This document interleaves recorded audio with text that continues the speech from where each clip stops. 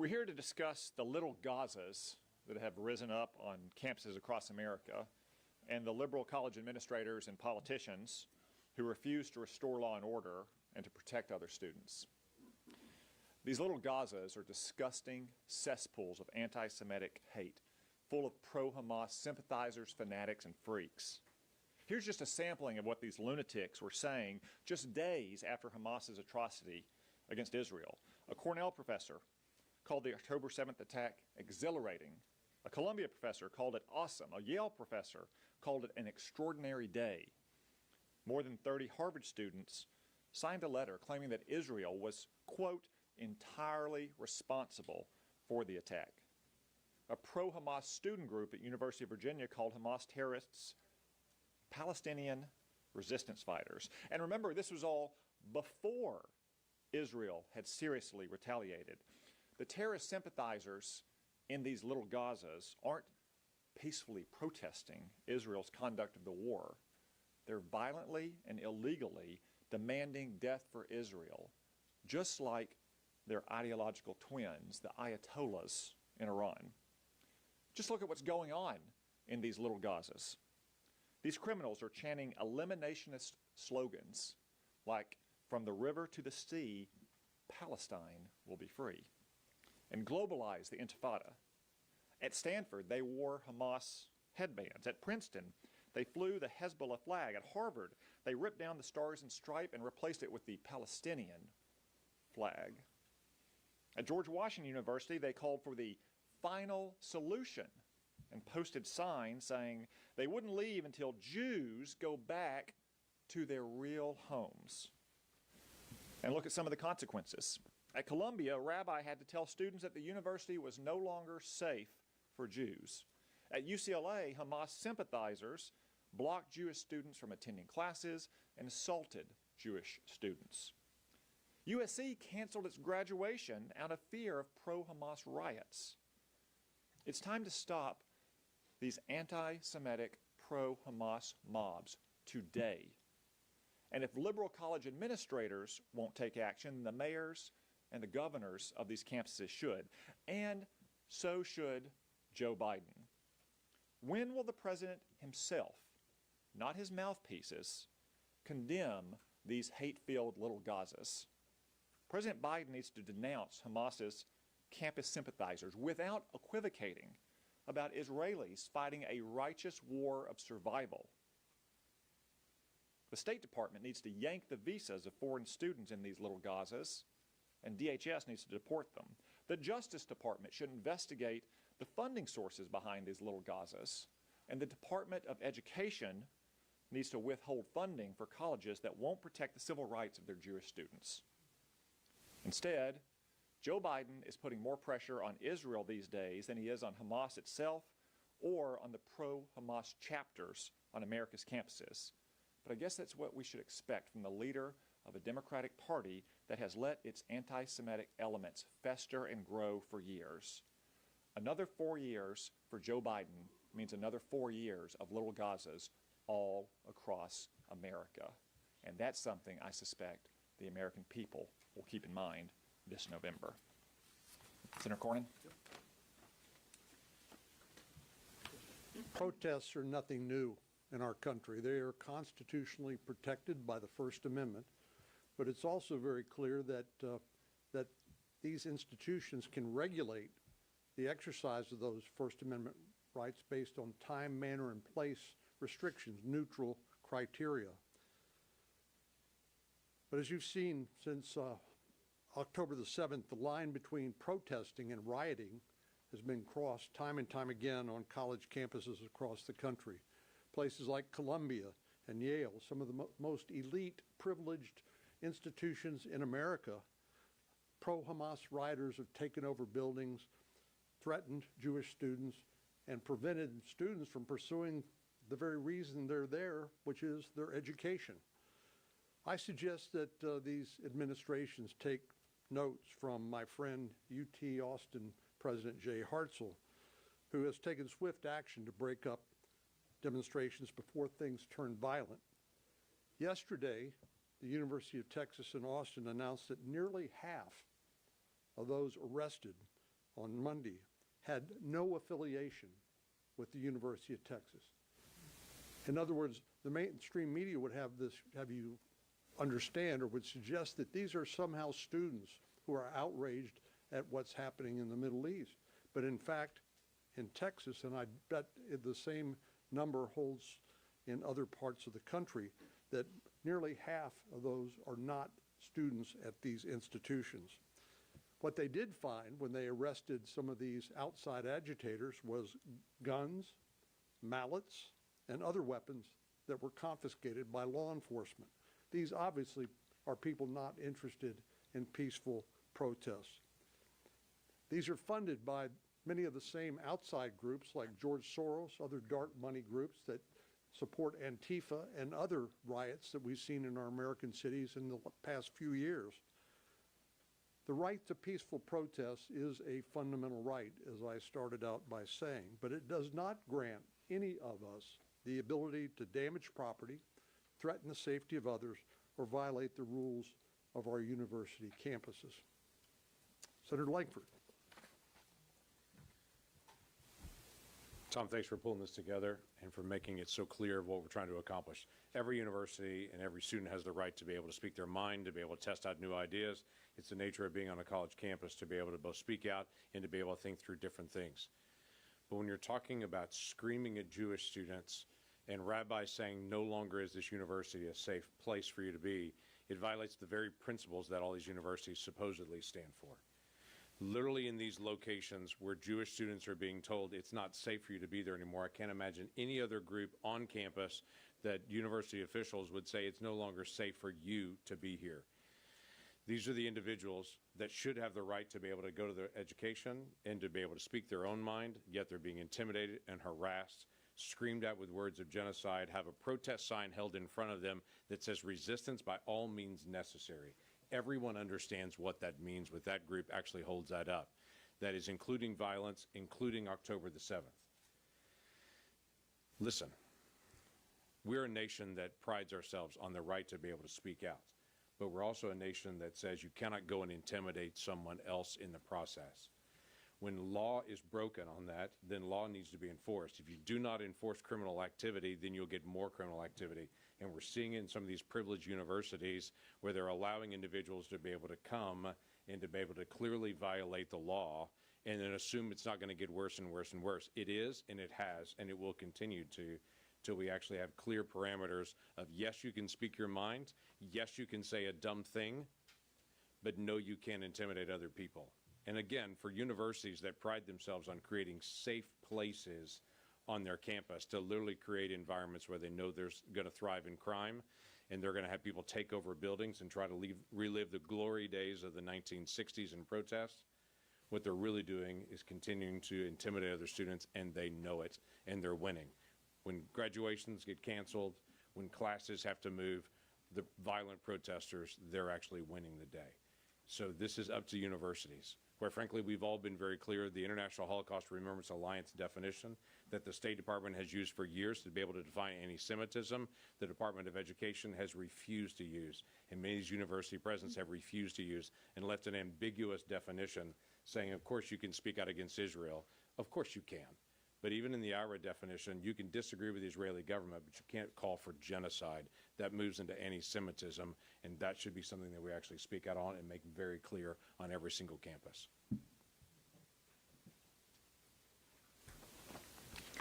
Well, good morning. Thank you, Senator Cotton, for organizing this important discussion on a very disturbing issue. What we're seeing on college campuses is total chaos. And we all know that universities have an obligation to provide every single one of their students a safe learning environment. That's not happening. We saw it again on the news last night. These are violent protests. This is occupying university buildings. This is breaking the law. And then you add in the vileness of looking at other students and making disgusting anti-Semitic statements to those students, not allowing them to participate on their own campus in their educational endeavors. This is beyond the pale. And I think many of us recognize that. Not many of us are speaking up. And we certainly don't hear it from most of the elected officials. We certainly don't hear people speaking up on university campuses. We certainly don't see any kind of strong, positive action by university officials. Instead, we see chaos. We see vileness. We see hate. We see growing division. But there's one group, well, there's really a couple groups, that are supportive of this. Hamas is a terrorist organization. They kill babies. They kill old people. They still have Americans held as hostages in Gaza. Report that. Report that. And now we see these actions on campus, which Hamas supports. They're endorsing these protests. We see the Supreme Leader, Ayatollah Khomeini. He's publicly applauded the growing number of protests, the growing number of encampments that have sprung up on college campuses. He celebrates the flying of Hezbollah's flag in streets in the United States. Let's be clear. Do we see Iran or Hamas supporting protests Here. in their jurisdiction? No, we don't see them supporting it. In fact, we see them cracking down on any kind of protest.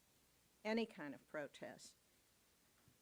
And they have been criticized by the Human Rights Watch for those actions. So let's understand what's happening here in the United States. What's happening is a growing anti-Semitism. What's happening is chaos on college campuses, not free speech, but criminal activity and violence. And it's time that we demand that students, all students, are protected in this country and that they have their rights protected as well. Senator Kennedy. Thank you, Deb. Now I get to hit him. You get to hit me. You can get me upside the head, knock me in the next week. What we're seeing at some of our college campuses is a rule by the mob.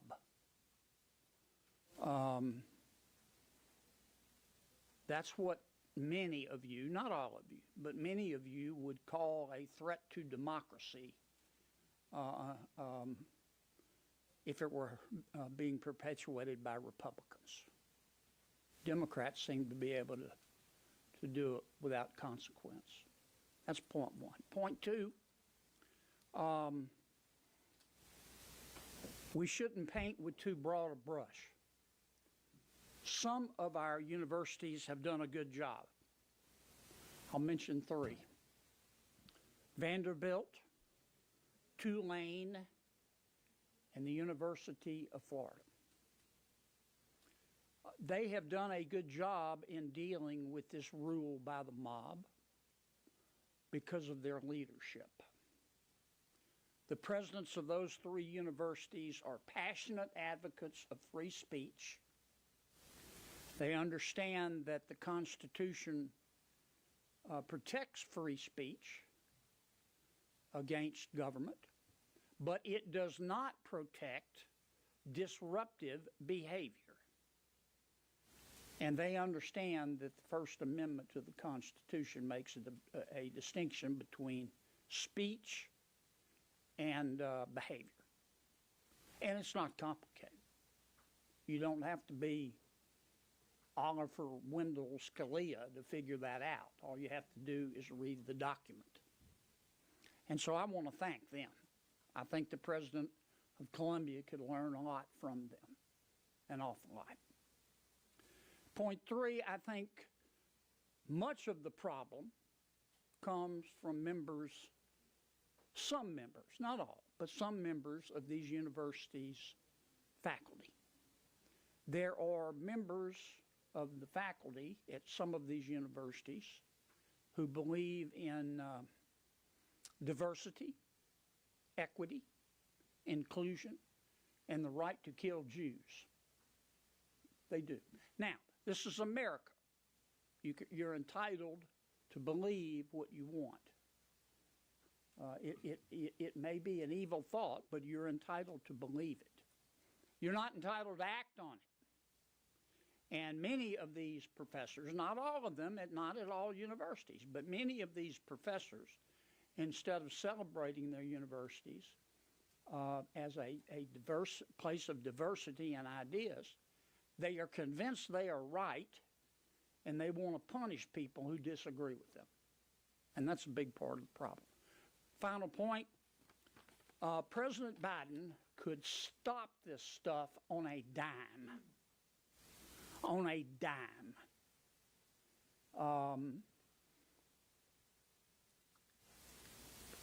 can I put this? It just goes to show you that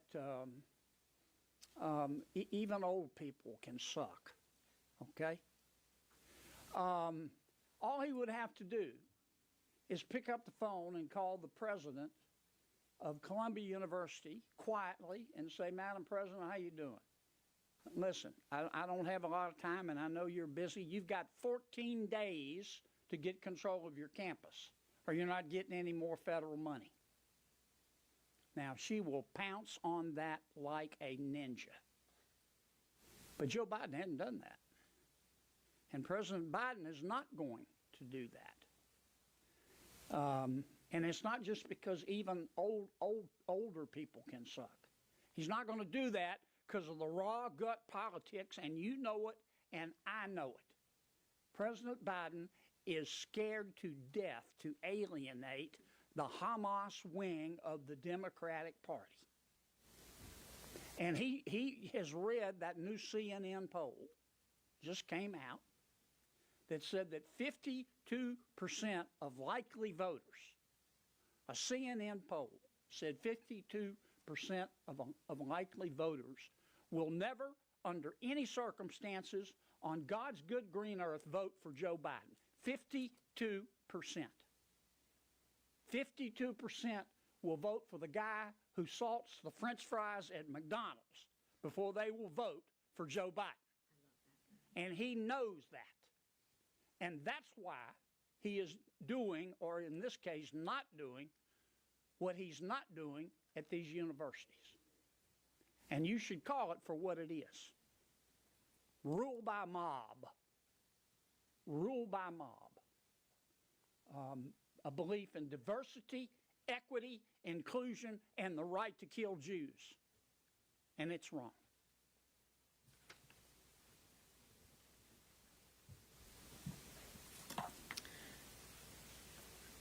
So going home to my state, there's quite a few Jewish families that have their kids in some of these schools up north. And I think most of them are having to rethink the safety of their kids. I've talked to some individuals in my state, and they're at these schools, and they've been for months now scared to death for their safety.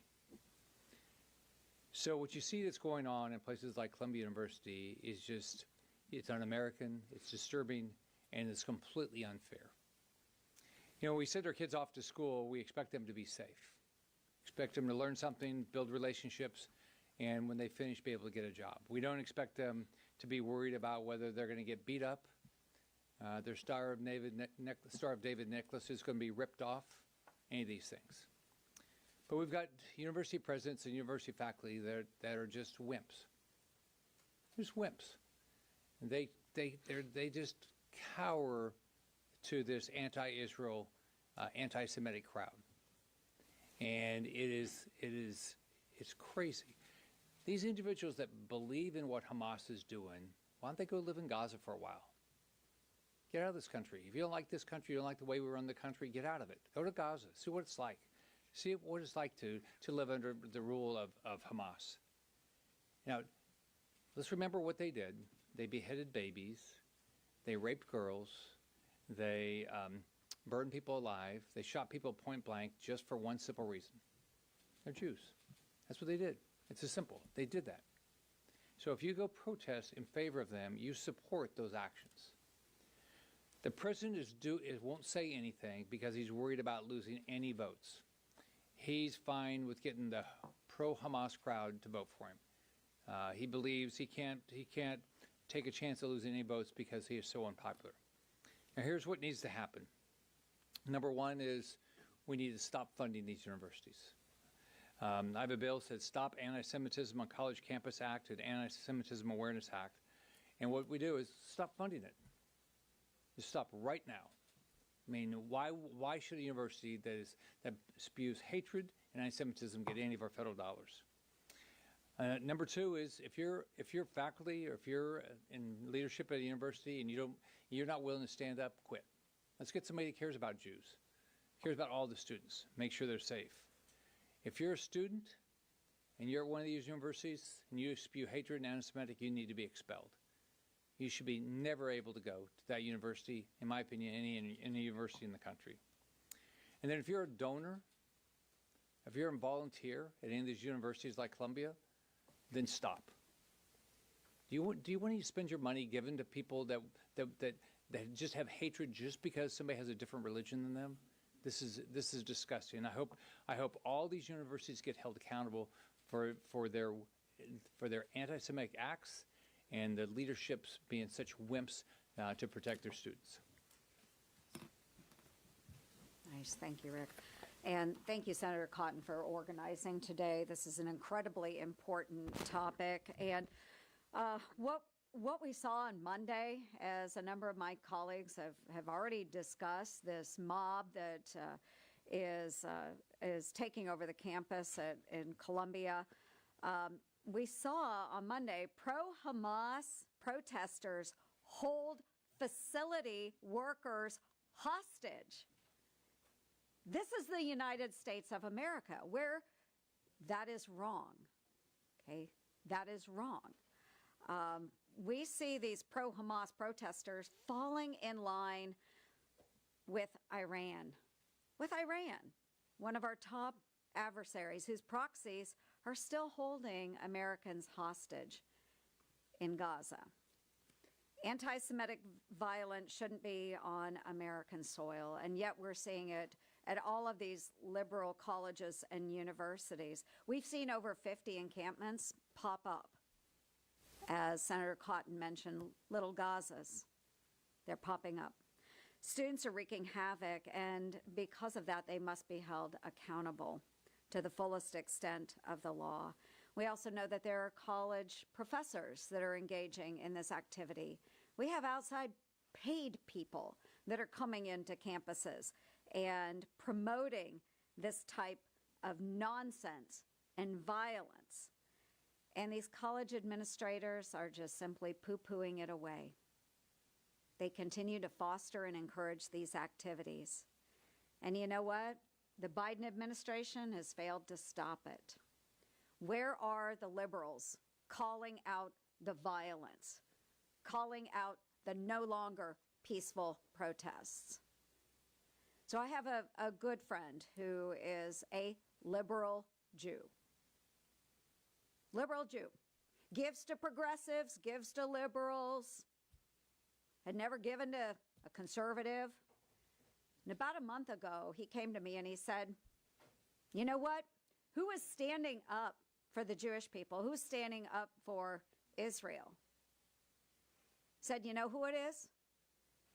It's conservative Christians.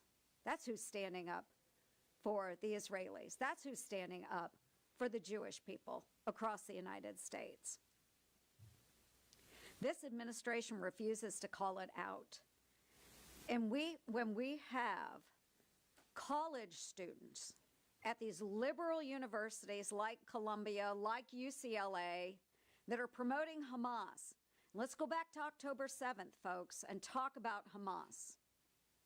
They are supporting Hamas, a terrorist organization that raped innocent women, that killed babies, that drug elderly men and women into Gaza and abused them.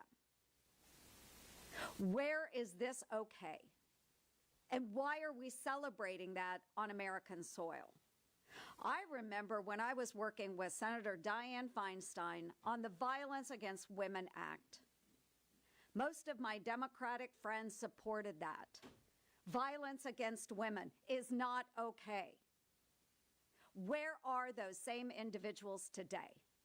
Where are the members of Congress decrying the violence that has occurred against women by Hamas? Instead, we see them celebrating it. Tables are turning, folks. The tables are turning. What these students are celebrating today and trying to incite violence against Jews on American soil today, that's not okay, and we need to speak out against it. The universities need to put an end to this now. If they don't, they should kiss their federal funding goodbye. Just as Senator Kennedy said, we shouldn't support that as a federal government. It goes against everything that we stand for. We shouldn't support them with our dollars. The donors should withdraw their funding. And you know what? I'm going to go a step further. Businesses across the United States, when they see that little Harvard diploma, UCLA, Columbia, those businesses, maybe they should hang a sign out that says, graduates need not apply. They need not apply. So presidents, you better get a handle on what's going on your colleges and universities, because it is absolutely unacceptable behavior. And I think we, as elected representatives of our constituencies, need to ensure that federal dollars are not going to these institutions. Right. Thanks, Joni. Certainly this is a time for moral clarity and leadership. Moral clarity and leadership. And those are in such short supply in the White House and at our university campuses. You know, our universities were the leaders, the cheerleaders, the promoters of DEI. DEI has taken over Comp 1 classes and Econ 101 classes and Psych 1 classes, and all the way through your master's thesis, our universities are just dominated by this DEI theme. And what I sit there and wonder today is how does a university that promotes DEI also promote anti-Semitism? How do you square that circle? How can you do both? How can you promote DEI, preach that to your kids, your students, and then you wake up one day and allow anti-Semitism to go on in your particular university?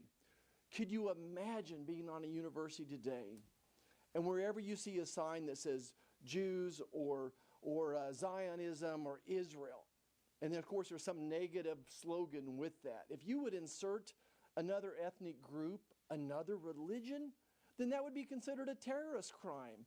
The FBI would be there investigating that crime. The FBI would be shutting down your university, perhaps.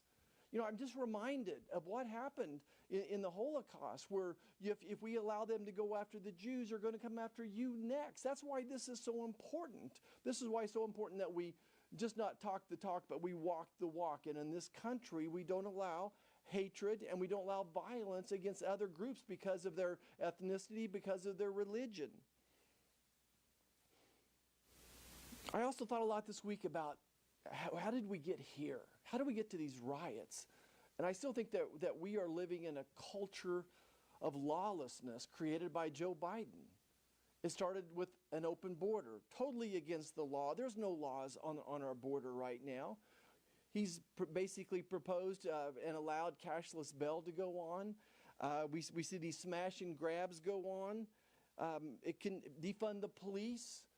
and we turn our heads against violent riots that we saw in 2020, and now we're seeing today. We turn our heads to violence and people that are breaking laws right now. You know, there's a rot in our universities. There's a rot in the White House, and there's a rot in this country to allow this to go on.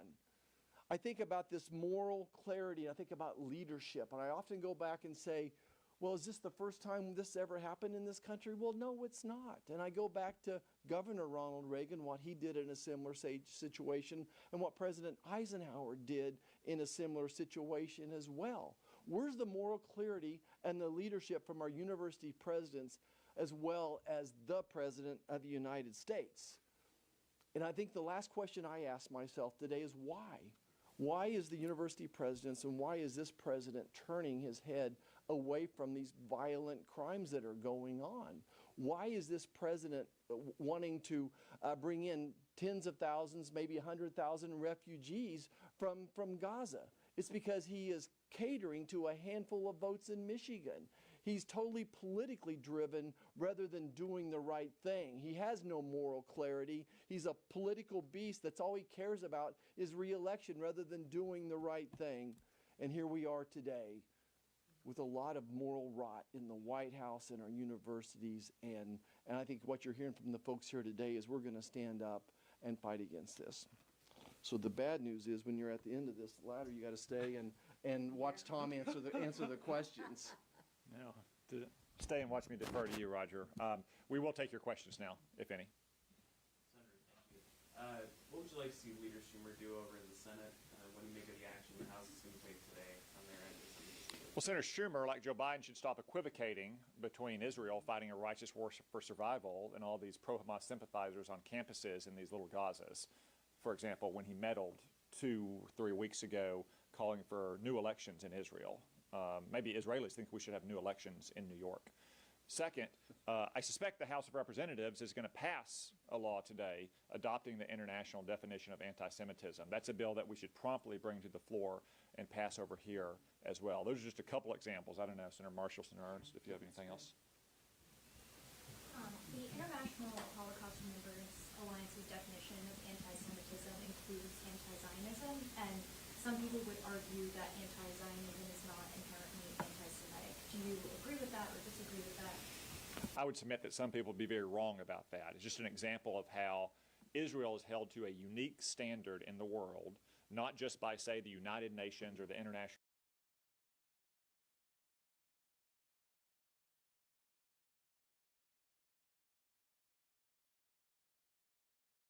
If you threaten their leaders with arrest warrants, if you build these little Gazas on campuses to protest what Israel is doing, you don't do it against, say, Bashar al-Assad for what he's done to his own people, or what Hamas has done to the Arabs living in Gaza, then that is a double standard. That is the definition of anti-Semitism. So anti-Zionism does belong in that definition. Yeah. I learned so much in college, and one of the things I learned on a bus trip from El Dorado, Kansas to San Angelo, Texas for the national track meet is I learned a lot about folks that were a different skin color than I was. And it was the first time in my life I was in the minority. A long, long bus ride. But what I learned is that the people that are being discriminated against get to define what's insulting and what's not insulting. That we don't get to define that. So if my Jewish friends feel insulted when the term Zion is used, which it is, it's another term for being pro-Israel in a lot of ways as well. So I wouldn't be mincing differences there. This is actually very follow what Senator Marshall said. Congresswoman Jayapal yesterday was asked, quote, what would your message be to a Jewish student who doesn't feel safe on their own campus right now?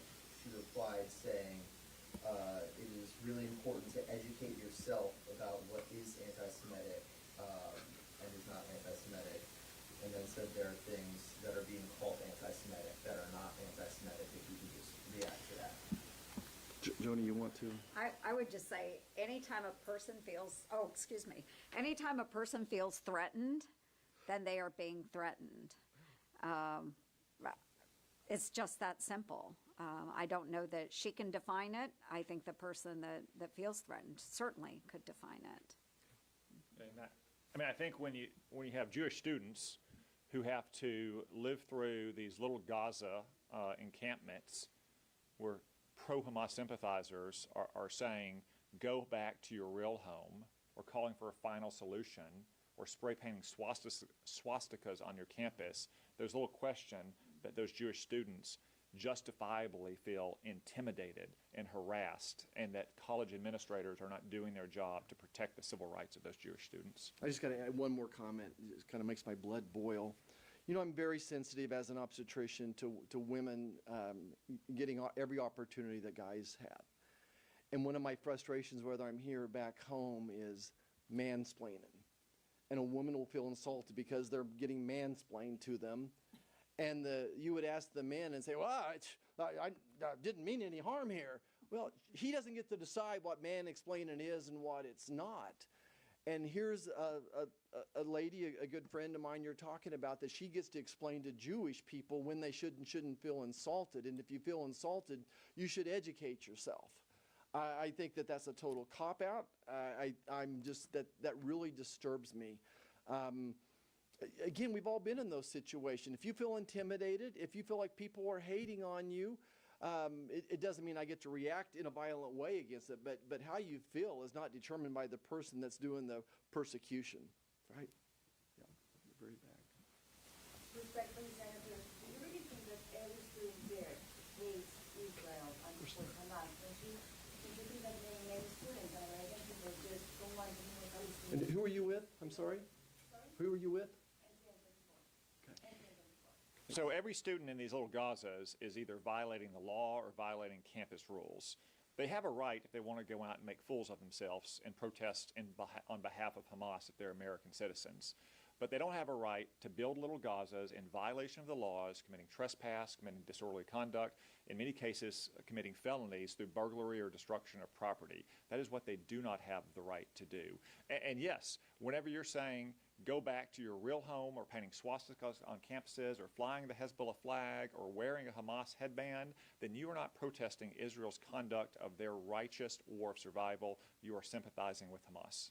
And I would remind you, too, that at Columbia, there were 3 maintenance workers that were barricaded into a building and not allowed to leave.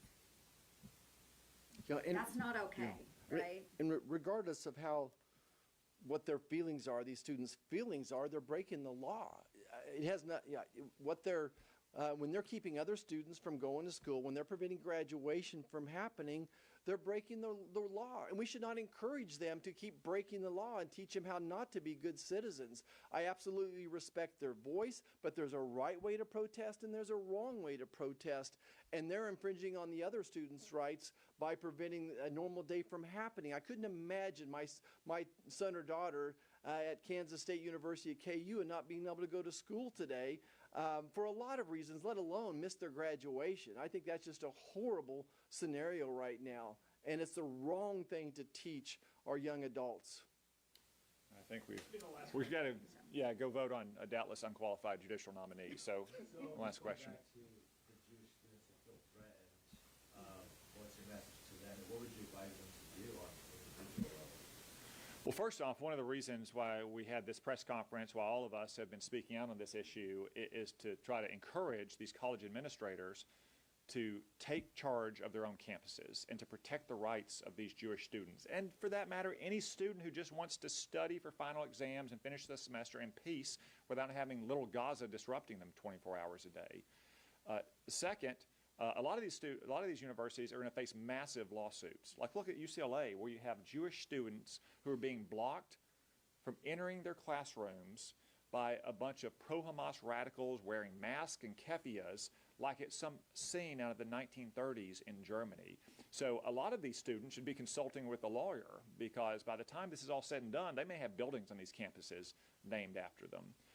And they shouldn't hesitate. They shouldn't hesitate to go to the local authorities as well. If the administrators on campus won't protect them, then they have every right to go to the local authorities and ask for their protection as well. Just a few things that they should do. Most importantly, they should know that all of these pro-Hamas fanatics in Little Gaza may be getting a lot of attention now, but the vast majority of normal, sane, patriotic Americans support them, not Hamas. Yes, and they also need to go to the Department of Education Office of Civil Rights, because obviously this is a Title VI violation.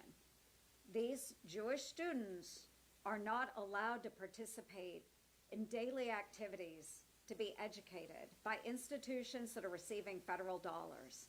So they can file a complaint with the Office of Civil Rights under a Title VI violation at the Department of Education, and I would encourage them to do that, because it is time for this administration and all of these appointees to step up and follow federal code. You know, for me, there's a moral answer to this and a spiritual answer as well. You know, these folks talked about the legal answers, but I certainly am concerned about their mental health and their spiritual health. I think it's real important that they gather together as a group and have some professionals in the room to work through some of the challenges that they've been through here. I think it's important that they're talking to their parents and to their rabbis about what is the spiritual lesson here. And I've been told it's a great honor to be persecuted because of your faith. And I just want to encourage them to stick to their faith, that God will be with them. And they're doing the right thing. And we're going to do everything we can to stand beside them and make sure that they have this opportunity. Remember, you know, people that founded this country came here because they were persecuted because of their faith. That's why they came here. And here we're repeating history again, all in the wrong. So we're going to stand beside them. It's a moment of character building for them as well. But certainly don't put themselves in harm's way. Thanks. And on that uplifting note. Yeah. Very good. There we go. Thank you. Thank you.